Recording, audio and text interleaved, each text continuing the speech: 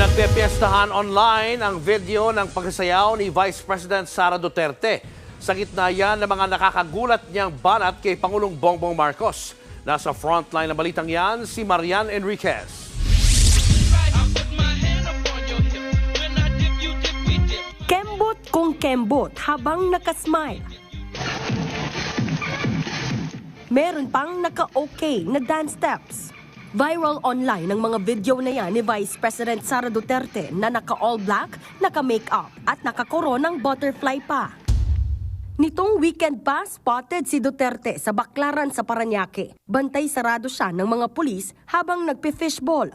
Ang mga ganap na yan ng biseng nag-viral matapos ang 2 oras niyang press con noong Biyernes kung saan lantaran niyang binakbakan si Pangulong Bongbong Marcos.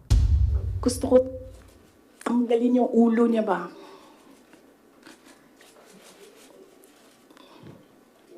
And then I'll cut his head.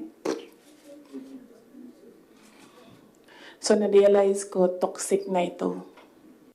Nagulat si Senate Minority Leader Coco Pimentel sa mga sinabi ni VP Sara. Pinagdudahan pa nga raw niya kung ang bise nga ba ang nagsasalita. Akala ko, sabi ko, AI ba ito? Hindi naman, totoo pala. So it's really unusual yung mga sinabi po ni Vice President Sara Duterte. And to me, it's strange no, na in the first place na naisip niya yon. Pati si Senate President Cheese Escudero sinabing unbecoming sa Vice President na magsalita tungkol sa pamumutol ng ulo. Ikinababahala naman ng ilang kongresista ang emosyonal na paghuhurumentado ng bise. Talagang nanlilisik.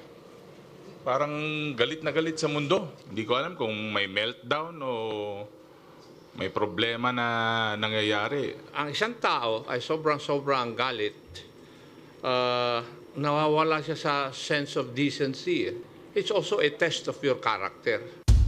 Sa kabila niyan, hindi raw magpapatinag ang Kamara sa patuloy na pag-iimbestiga sa ginastos na milyon-milyong pisong confidential funds. Nagbabalita mula sa Frontline, Marian Enriquez, News 5. Mga kapatid, Julius Babaw po. Iba na ang may alam at may pakialam sa panahon ngayon.